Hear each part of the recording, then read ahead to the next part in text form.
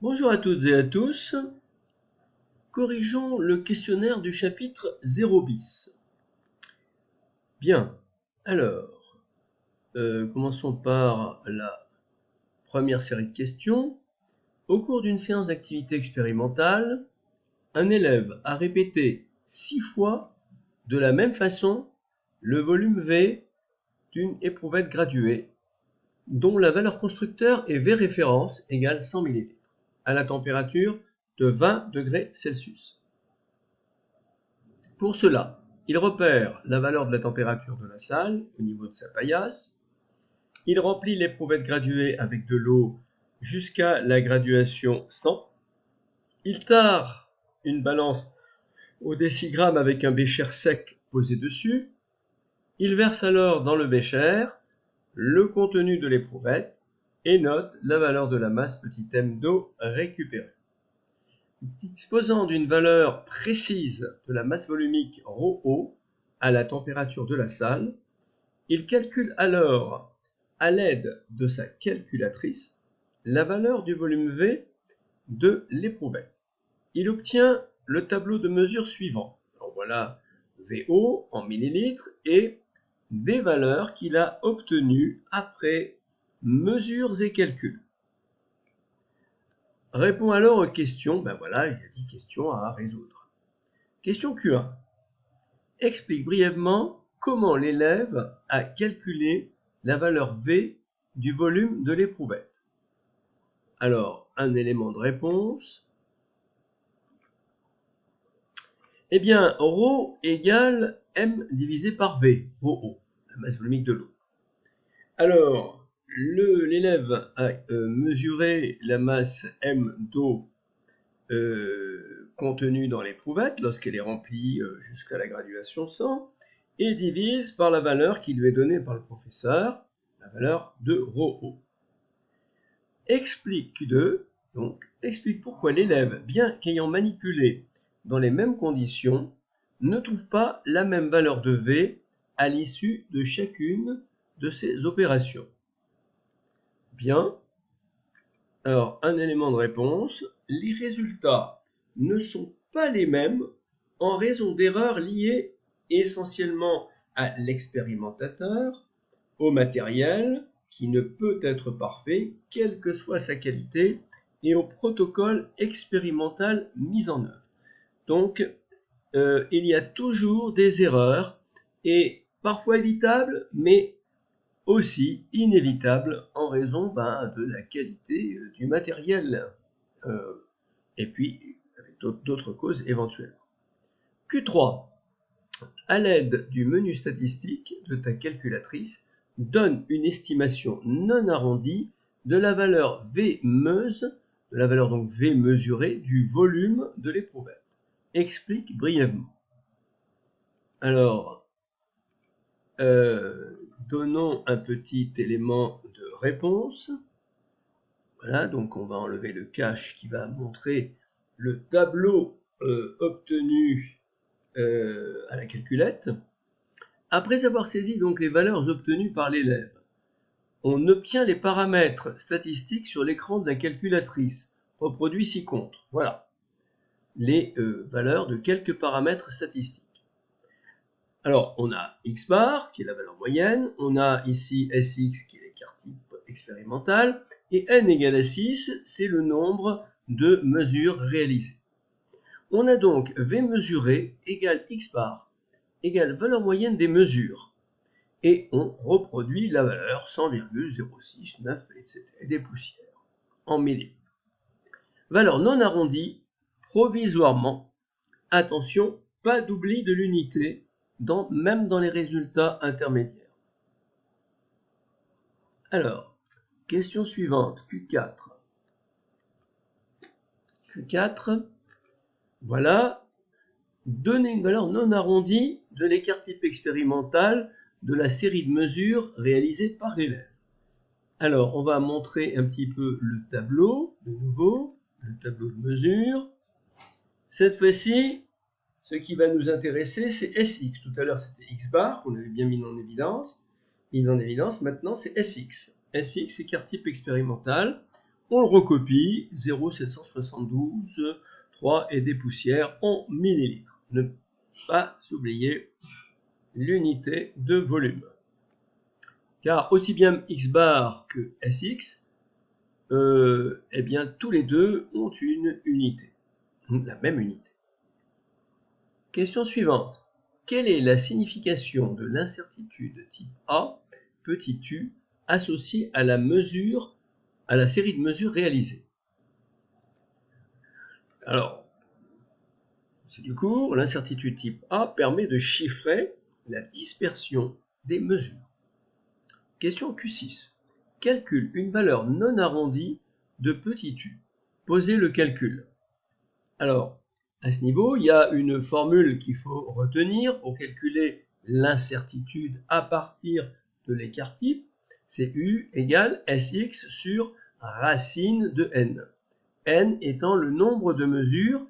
Ici, il y a 6 mesures, n égale à 6. Donc, on recopie la valeur Sx, ici, 0,7723 et des poussières, sur racine de 6. Et on trouve 0,3153, etc. en millilitres. Q7 donne une valeur arrondie de petit u. Alors ça, c'est du cours aussi, enfin c'est du savoir-faire plutôt. Comment va-t-on arrondir petit u? Eh bien, la convention usuelle est d'arrondir petit u avec un seul chiffre significatif par excès. Un seul chiffre parce que les mesures réalisées sont souvent de pas trop bonne qualité, sinon on mettrait un peu plus de chiffres. Alors petit u égale donc 0,3 et puis des poussières. Alors, puisqu'il y a un seul chiffre significatif, on va mettre une barrière ici et on va rayer, on ne va pas garder les chiffres situés après le 3. Par contre, comme on doit arrondir par excès, on changera 3 en 3 plus 1 égale à 4 et le résultat arrondi de l'incertitude sera égal à 0,4 ml. Donne alors une valeur arrondie de V mesuré avec un nombre adapté de chiffres significatifs. Un élément de réponse. Comment arrondir V mesuré? On rappelle que V mesuré égale 100,0669, etc. et des poussières. Le dernier chiffre significatif conservé est le 0 ici, c'est-à-dire le 0 qui a même position que le chiffre 4. Ici une petite faute d'orthographe. Même position que le chiffre 4 de l'incertitude. Vous voyez, le 0,4, si on le mettait au-dessous de 100,0, le 4 viendrait juste au-dessous du 0. Voilà. Et à ce niveau, on arrondit alors soit par excès, soit par défaut la valeur mesurée. U est toujours arrondi par excès. Par contre, U peut être arrondi soit par excès, soit par défaut. Alors, pour savoir comment il faut arrondir, eh bien, on regarde le chiffre situé après le 0. Ce chiffre est égal à 6. Il est supérieur ou égal à 5. Donc, d'après nos conventions d'arrondi, eh bien, on va arrondir par excès, c'est-à-dire que le 0 va être transformé en 1. C'est-à-dire que V mesuré égale 100,1 ml. Énonce alors le résultat de la série de mesures réalisées. Alors, on l'énonce, puisqu'on a l'énoncé d'un résultat, en fait, c'est deux valeurs. C'est V mesuré et U, l'incertitude associée. Donc, il suffit de récapituler ce que nous avons obtenu par le calcul. Donc, le résultat de la série de mesures peut s'énoncer de la façon suivante. La valeur mesurée est Vmeuse égale 100,1 ml avec une incertitude type U égale 0,4 ml. Alors, la question Q10. Le résultat obtenu par l'élève est-il compatible avec la valeur donnée par le constructeur? Pour répondre à cette question, il faut relire attentivement le paragraphe 4 de l'essentiel du chapitre 0 bis et il faut visionner la partie correspondante de la vidéo principale. Alors rappelons comment il faut faire. Juste premier petit rappel, c'est du savoir-faire. Premier petit rappel, pour estimer la compatibilité d'une mesure avec une valeur de référence VREF, il faut comparer l'écart entre V mesuré et VREF que l'on chiffre par valeur absolue de V mesuré moins VREF pour avoir quelque chose de positif, entre les valeurs de référence et mesurées à l'incertitude type. Pour comparer valeur absolue de V mesuré moins V référence à U, il suffit de calculer le rapport Z égale valeur absolue de V mesuré moins VREF sur U. Alors, lorsqu'on l'a fait, qu'est-ce qu'on va énoncer comme conclusion sur la compatibilité? Rappelons un peu ce qu'il faut faire. Ça, c'est quelque chose dont il faut absolument se souvenir. C'est du savoir-faire. Alors, rappel. Une fois calculé petit z, donc calcul z égale valeur absolue de V mesuré moins VREF sur U, eh bien, on a alors à ce moment-là V meuse moins VREF égale ZU, Z étant la valeur calculée. On dit souvent que la mesure est ZU compatible, tout court, avec V référence. La compatibilité est d'autant moins bonne, ça il faut le savoir, que Z est plus grand. Plus Z est grand, et plus l'écart entre V mesuré et VREF est important. Donc autrement dit, c'est moins compatible avec la valeur de référence, si Z est très grand. Mais on ne doit pas s'arrêter là pour la conclusion. À ce niveau, 3 cas se présentent généralement. Si valeur absolue de V mesuré moins VREF a une valeur proche de U ou inférieure à U, on peut affirmer, d'après l'encadré du paragraphe 4 de l'essentiel, que la mesure donc réalisée est compatible avec la valeur de référence. Deuxième cas, si valeur absolue de V mesuré moins VREF, c'est-à-dire l'écart entre V mesuré et VREF, a une valeur assez éloignée de U, de l'ordre de 2U à 3U, alors la compatibilité de la mesure avec VREF est médiocre, voire très mauvaise. Plus on s'approche de 3U, et plus c'est mauvais. C'est assez logique.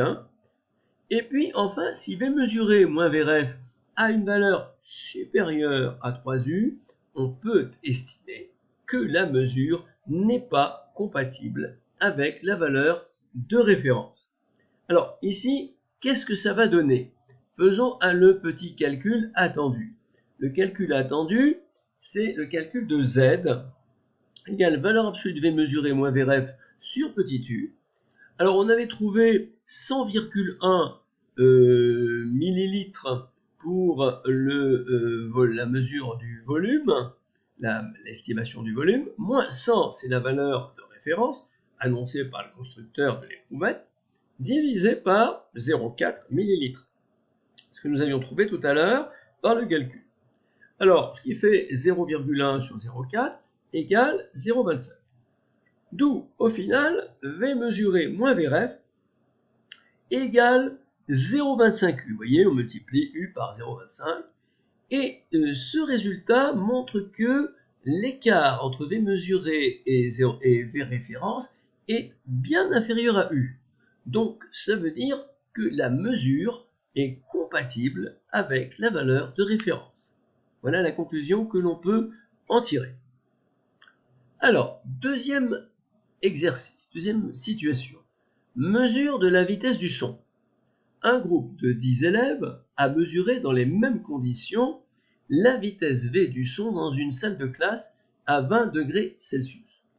Le professeur a consigné les données des élèves dans le tableau ci-après. Voici les données, V en mètres par seconde et différentes valeurs. Le professeur donne aux élèves une valeur de référence de la vitesse du son à 20 degrés Celsius, V référence égale 343 mètres par seconde. Et on demande alors de répondre aux questions qui suivent. Alors, exprime le résultat de la mesure de la vitesse du son avec le nombre approprié de chiffres significatifs.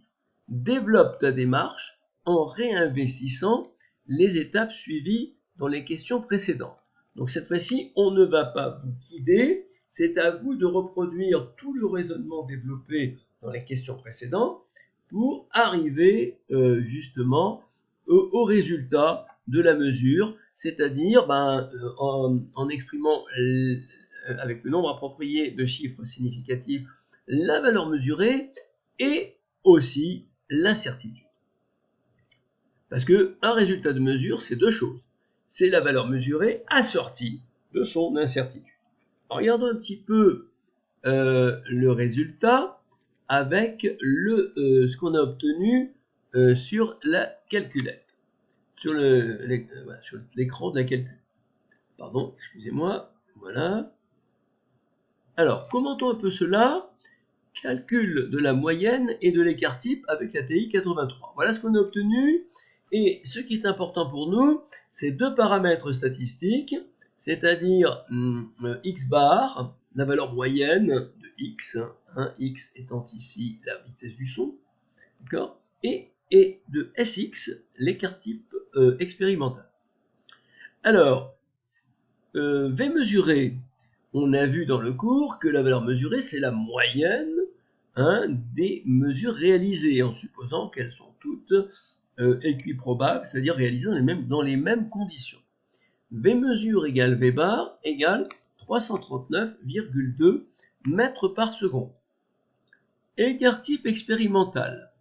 Sx égale 7,55 et des poussières. N'oublions pas l'unité, mètres par seconde. C'est-à-dire que la valeur mesurée et l'écart type ont la même unité, bien entendu.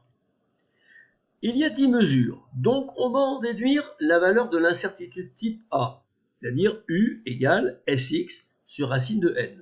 On recopie la valeur 7,5542 des poussières et on divise par racine de 10. On va trouver sans aucun arrondi, a priori au départ, 2,388, etc. en mètres par seconde.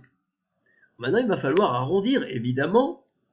Donc, il faut savoir arrondir l'incertitude. L'incertitude, il faut savoir que en général, on arrondit U avec un seul chiffre significatif et par excès. Donc ici, on voit très bien que un seul chiffre significatif, on va avoir 2 ou bien 3. Eh bien, on aura 3 parce qu'on arrondit par excès. On ne regarde pas le chiffre juste après. C'est toujours par excès. Donc c'est U égale 3 mètres par seconde, un point, un trait. Alors, ensuite, il va falloir arrondir, eh bien, en conséquence, la valeur V mesurée. Alors, V mesurée, on avait trouvé 338,2 mètres par seconde. Le chiffre 3, ici, de petit u, est un chiffre des unités. Donc, c'est le chiffre 8, ici, des unités de V mesurée, qui va être affecté. Il a la même position que le chiffre 3. Si je mets le chiffre 3 en dessous de V mesuré et que je veux réaliser une addition ou une soustraction, nécessairement le 3 va se positionner sous le 8. Voilà. Donc, autrement dit, la troncature va se faire entre le 8 et le 2. Et on va abandonner le 2. À ce niveau, on peut arrondir soit par excès, soit par défaut. Et comme le 2, situé après le 8, est strictement inférieur à 5, eh bien, on va conserver le 8 en l'état, c'est-à-dire qu'on va avoir 338 mètres par seconde par défaut. Alors, pour en finir, eh bien, on va énoncer le résultat, bien entendu, avec les deux valeurs obtenues. Au final, parce que le résultat, n'oublions pas, ces deux valeurs, c'est la valeur mesurée assortie de son incertitude. Au final, le résultat peut s'exprimer ainsi. La valeur mesurée est Vmeuse égale 338 mètres par seconde avec une incertitude type de 3 mètres seconde moins 1. estime la Q12 estime la compatibilité du résultat de la mesure avec la valeur de référence. Pour répondre à cette question, relis attentivement le paragraphe 4 de l'essentiel. Donc c'est toujours la même chose qu'on a commenté tout à l'heure. On va aller un peu plus vite cette fois-ci et calculer le Z, c'est-à-dire l'écart V mesuré moins V référence divisé par U. Voilà la réponse. On calcule le Z. Z égale valeur absolue de V mesurée moins V référence sur U. Donc, en remplaçant 338 moins 343 divisé par 3, c'était 3 mètres seconde moins 1 d'incertitude, et on trouve 1,7. Alors, grosso modo, 1,7, donc V mesuré moins Vref égale 1,7 fois U. C'est-à-dire que l'écart est compris entre V mesuré et Vref est compris entre 2U et 3U. Alors cette fois-ci, c'est beaucoup moins bon que dans l'exemple précédent. C'est-à-dire que la compatibilité de la mesure avec la valeur de référence peut être estimée comme médiocre. Voilà. Alors évidemment, on demandera ce qu'il faudrait améliorer pour avoir un meilleur résultat. Alors évidemment, on peut remettre en question la valeur de référence, mais on peut aussi essayer d'améliorer le protocole, essayer d'améliorer les appareils de mesure, et peut-être qu'on obtiendrait un écart moins grand entre V mesuré et V référence. Ça, c'est la discussion après avoir examiné la compatibilité de V mesuré avec V référence. Alors ça, on ne le demandait pas. Alors, une autre situation. Tracer d'un histogramme, cette fois-ci, à la calculatrice. C'est une compétence exigible, une capacité, exigible de tracer d'un histogramme. Alors, une série de mesures de la vitesse du son a donné les résultats consignés dans le tableau ci-après. Alors, on a les valeurs de la vitesse du son, quelques valeurs mesurées, et le nombre de mesures qui ont donné ces résultats. On voit par exemple que ici, une mesure a donné 335 mètres par seconde, deux mesures ont donné 342 mètres par seconde, trois mesures ont donné 345 mètres par seconde, etc. Voilà. Donc, on a un tableau avec les valeurs et le nombre de mesures. À partir de ce tableau, on peut tracer un histogramme. Alors, il faut regarder le paragraphe 1 de l'essentiel du chapitre 0 bis, où on a introduit des séries de mesures, c'est-à-dire le graphe à bâtonnets représentant le nombre de mesures en fonction des valeurs de mesure correspondantes. Le nombre de mesures sera alors en ordonnée et les valeurs de mesure en abscisse. On rappelle qu'un histogramme visualise la dispersion des mesures. Alors, en t'aidant de la vidéo tutoriel qu'il faut absolument regarder, réaliser un histogramme à l'aide de la TI 83 et calculer une moyenne et un écart type, dont le lien est donné sur la fiche de lien du chapitre 0 bis. Puis répond aux questions Q13 et Q14. Alors, la question Q13. Trace l'histogramme sur ta calculatrice et colle la capture d'écran dans le cadre ci-contre. Pour cela, tu saisiras les valeurs mesurées de V dans la liste L1 et le nombre petit n de mesures correspondantes dans la liste L2. Alors là, je ne sais pas ce que j'ai mis ici, on va regarder. Là, il n'y a rien, bon, c'est pas grave. Alors, on continue. Donc, le menu, alors puis dans le menu fenêtre, alors ça ici, je ne vois pas pourquoi j'ai mis ça, bon, je vais supprimer peut-être. Bon. Dans le menu fenêtre, tu choisiras les paramètres de façon à ce que l'histogramme apparaisse en entier dans la fenêtre. Par exemple, le X minimum sera de 334, je demandais de le choisir à 334 mètres par seconde, c'est-à-dire juste un peu inférieur à la valeur minimum. Le X max sera toujours un peu supérieur à la valeur maximum. Et puis, ensuite, on choisira X grade, c'est-à-dire les graduations qui seront inscrites sur l'axe des abscisses. Voilà, donc X grade, on a pris égal à 1, X max 350, vous voyez ici, c'est supérieur à 348. X grade est égal à 1, donc on va aller de 1 en 1, l'axe des abscisses est gradué de 1 en 1. Y min égale 0, c'est 0 mesure, hein. Bon, Y max égale 3, c'est le maximum. Y grade, eh bien, on va graduer l'axe des ordonnées de 1 en 1. Et enfin, tu obtiendras l'histogramme dans le menu graphe. Alors, allons-y, pardon, excusez-moi, tant que moi, je suis revenu au début. Voilà. Regardons ce qu'il y a dedans. Alors, ce qu'il y a dedans, le voilà. Attendez, qu'est-ce qui se passe là? Bon, je sais pas trop ce que j'ai fait là. Voilà. Alors, est-ce que j'ai... J'ai rien marqué du tout. Bon, peu importe. Donc, commentons un peu l'histogramme. Vous voyez très bien que j'ai gradué l'axe des abscisses. Donc, j'ai passé 335 mètres par seconde la première valeur. Vous voyez qu'il y a un bâtonnet de valeur de hauteur 1 unité. Ça correspond bien ici à la valeur 1 mesure pour 335 mètres par seconde.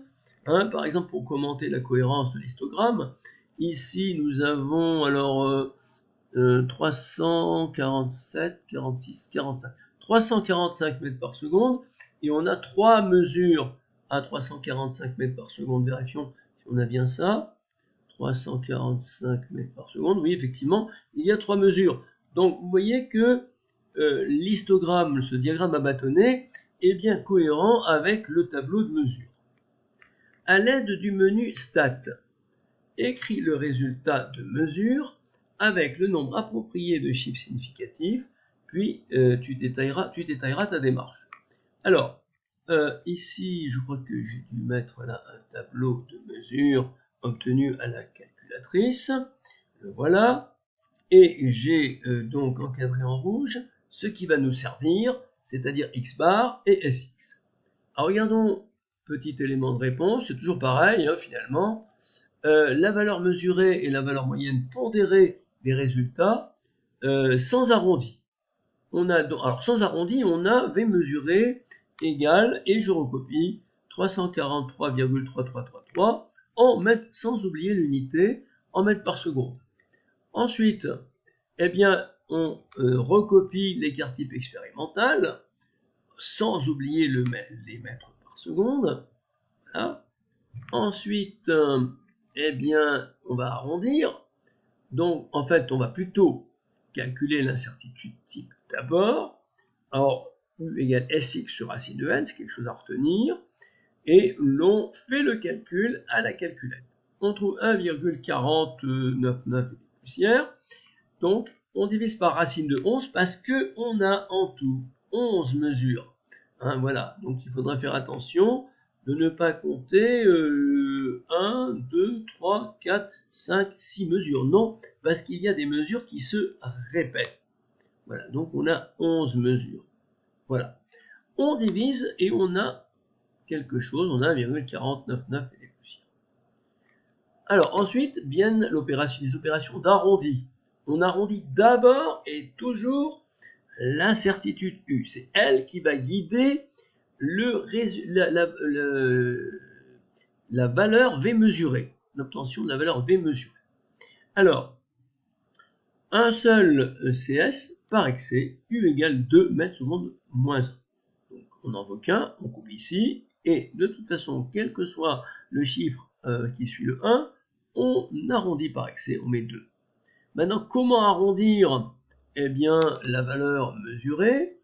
Eh bien, il suffit de mettre le 2, si vous voulez, en dessous du 3, du V mesuré, et le 2 viendra se placer au-dessous du chiffre des unités, c'est-à-dire que aura la même position que le 3. C'est donc au niveau du 3 que l'on va arrondir. Donc, autrement dit, eh bien, comme le chiffre qui vient après ce 3-là, c'est encore un chiffre 3, et qui est inférieur à 5, on arrondira par défaut. D'accord? On arrondira par défaut. Et on trouvera 343 mètres par seconde. Voilà. Donc, on donne le résultat ici. Le résultat, au final, pourra s'exprimer comme suit. La valeur mesurée est V meuse égale 343 mètres par seconde avec une incertitude type de 2 mètres par seconde. Voilà. Alors, on aurait pu évidemment prolonger en donnant une valeur de référence et en examinant la compatibilité du résultat avec la valeur de référence. Nous en avons donc terminé avec la correction de ce questionnaire.